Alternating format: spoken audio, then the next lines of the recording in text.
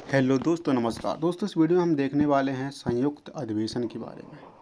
संसद का जो संयुक्त अधिवेशन होता है उसके बारे में देखते हैं और इससे काफ़ी सारे क्वेश्चन बनते हैं। कई बार डायरेक्ट क्वेश्चन भी इससे बन जाते हैं, आर्टिकल को लेकर भी क्वेश्चन बन जाते हैं, कॉन्सेप्ट को लेकर भी क्वेश्चन बन जाते हैं। तो आइए जल्दी से देख लेते हैं इस संयुक्त अधिवेशन के कॉन्सेप्ट को। दोस्तों, इस फ्लो चार्ट के माध्यम से हम सबसे पहले एक ओवरव्यू लेंगे, पूरा डिटेल में हम देख लेंगे। इसके बाद जो भी और पॉइंट बचेंगे उनको भी देख लेंगे और यहीं पर आपको इस फ्लो चार्ट के माध्यम से संयुक्त अधिवेशन के बारे में सारे पॉइंट्स मिल जाएंगे और आपको याद भी हो जाएंगे। तो आइए दोस्तों, देखते हैं, शुरू करते हैं इस वीडियो को।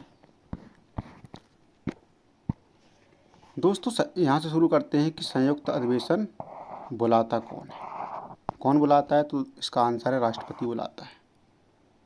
किस आर्टिकल के माध्यम से बुलाता है? तो आर्टिकल नंबर 108, अनुच्छेद 108 के तहत संयुक्त अधिवेशन बुलाया जाता है। संसद का संयुक्त अधिवेशन आर्टिकल 160 के तहत बुलाया जाता है। और कौन बुलाता है?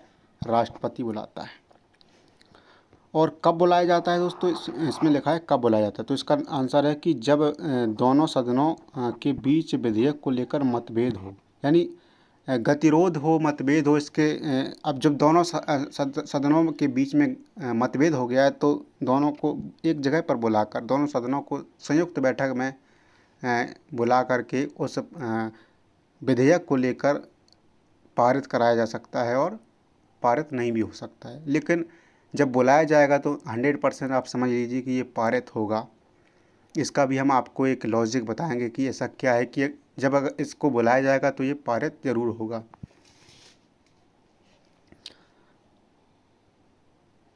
दोस्तों, अगला पॉइंट है कि किस विधेयक पर बुलाया जाता है। अगला पॉइंट है कि किस विधेयक पर बुलाया जाता है। तो इसका आंसर है कि साधारण विधेयक पर बुलाया जाता है और वित्त विधेयक पर बुलाया जाता है। और बुलाया कौन से विधेयक पर नहीं जाता है? तो धन विधेयक पर नहीं बुलाया जाता और संविधान संशोधन के विधेयक पर नहीं बुलाया जाता। यानी किस विधेयक पर नहीं बुलाया जाता? तो धन विधेयक और संविधान संशोधन विधेयक, ये दो याद रखना। और बुलाया किस विधेयक पर जाता है? तो साधारण विधेयक और वित्त विधेयक, याद रखना। अध्यक्षता दोस्तों कौन करता है? इसकी अध्यक्षता, संयुक्त अधिवेशन की अध्यक्षता करते हैं लोकसभा के स्पीकर, जो कि आर्टिकल 118 के तहत इसकी अध्यक्षता करने का प्रावधान किया गया है। अगर लोकसभा के स्पीकर अनुपस्थित होते हैं तो उनकी अनुपस्थिति में लोकसभा के उपाध्यक्ष जो होंगे वो इसकी क्या करेंगे? अध्यक्षता करेंगे। यानी लोकसभा के स्पीकर अगर उपस्थित नहीं है तो लोकसभा के उपाध्यक्ष इसकी अध्यक्षता करेंगे। अगर मान लीजिए कि लोकसभा के उपाध्यक्ष भी अनुपस्थित हैं तो इसकी अध्यक्षता राज्यसभा का उपसभापति करेगा। राज्यसभा का सभापति नहीं करेगा, क्योंकि राज्यसभा का सभापति संसद का सदस्य नहीं होता है। हम सभी जानते हैं कि राज्यसभा का सभापति उपराष्ट्रपति होता है, जो कि पदेन सभापति होते हैं। तो चूंकि राज्यसभा के सभापति यानी उपराष्ट्रपति संसद के सदस्य नहीं होते, लेकिन उपसभापति राज्यसभा का सदस्य जरूर होता है। तो याद रखना, संयुक्त बैठक की जो अध्यक्षता की बात है, इसकी अध्यक्षता कौन करता है? तो इसकी अध्यक्षता करता है लोकसभा का स्पीकर, आर्टिकल 118 के तहत। अगर लोकसभा के स्पीकर अनुपस्थित हैं तो उपाध्यक्ष करेगा। अगर उपाध्यक्ष भी अनुपस्थित है तो राज्यसभा का सभापति करेगा, लेकिन राज्यसभा का उपसभापति करेगा, लेकिन सभापति इसकी अध्यक्षता नहीं कर सकता। दोस्तों, अब तक क्या बुलाया भी गया है संयुक्त अधिवेशन? जी हाँ दोस्तों, अब तक 3 बार संयुक्त अधिवेशन बुलाया गया है।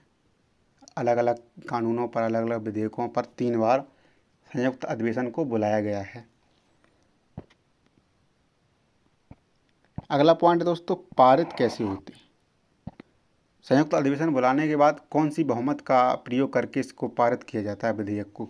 तो इसका आंसर है साधारण बहुमत से, सिंपल मेजोरिटी से इसको पारित किया जाता है। सिंपल मेजोरिटी से इसको पारित किया जाता है। जल्दी से एक बार फ्लो चार्ट को फिर से देख लेते हैं। बुलाता कौन है? राष्ट्रपति। कब बुलाता है? जब दोनों सदनों में कोई गतिरोध हो विधेयक को लेकर या मतभेद हो कोई विधेयक को लेकर, तब बुलाया जाता है। किस विधेयक पर बुलाया जाता है? तो साधारण विधेयक पर बुलाया जा सकता है और वित्त विधेयक पर बुलाया जा सकता है। संविधान के किस आर्टिकल के तहत बुलाया जाता है? तो आर्टिकल नंबर 108 के तहत बुलाया जाता है। किस विधेयक पर नहीं बुलाया जा सकता, मतलब संयुक्त अधिवेशन को किस विधेयक पर नहीं बुलाया जा सकता? तो इसका आंसर है धन विधेयक और संविधान संशोधन विधेयक पर संयुक्त अधिवेशन नहीं बुलाया जा सकता। अध्यक्षता कौन करता है? हम बता चुके आपको पहले ही, आर्टिकल 118 के तहत इसकी अध्यक्षता लोकसभा का स्पीकर करता है। अगर उसकी लोकसभा स्पीकर अनुपस्थित हैं तो लोकसभा का उपाध्यक्ष करता है। अगर लोकसभा का उपाध्यक्ष भी अनुपस्थित है तो इसकी अध्यक्षता राज्यसभा का उपसभापति करता है। अब तक 3 बार संयुक्त अधिवेशन को बुलाया गया है और इसमें जो विधेयक होता है उसको साधारण बहुमत से पारित किया जाता है। अब दोस्तों आगे देख लेते हैं जो पॉइंट्स हैं जो 3 बार बुलाए गए हैं, कब कब बुलाए गए हैं उसके बारे में देख लेते हैं। अब तक 3 बार संयुक्त अधिवेशन बुलाया गया है। प्रथम बार 1960 में दहेज निरोधक विधेयक के संबंध में बुलाया गया था। उस समय देश के प्रधानमंत्री पंडित जवाहरलाल नेहरू जी थे। 1960 में दहेज निरोधक कानून, याद रखना, और प्रधानमंत्री कौन थे? पंडित जवाहरलाल नेहरू जी थे। पहली बार बुलाया गया, प्रथम बार 1960 में दहेज निरोधक कानून के संबंध में। दोस्तों अगला नंबर 2, द्वितीय बार 1978 में बैंकिंग विधेयक के संबंध में बुलाया गया। बैंकिंग विधेयक के संबंध में बुलाया गया। इस समय देश के प्रधानमंत्री मोरारजी देसाई थे। 1978 में बैंकिंग विधेयक को लेकर दूसरी बार संयुक्त अधिवेशन बुलाया गया, जिस समय भारत के यानी हमारे देश के प्रधानमंत्री श्री मोरारजी देसाई जी थे। ठीक है, तो तीसरा बार देखते हैं दोस्तों तीसरी बार 2002 में बुलाया गया था पोटा कानून को लेकर। पोटा कानून जो कि आतंकवादी निरोधक कानून था, उसके रिगार्डिंग तीसरी बार 2002 में बुलाया गया था संयुक्त अधिवेशन को। इस समय भारत के प्रधानमंत्री श्री अटल बिहारी वाजपेयी जी थे।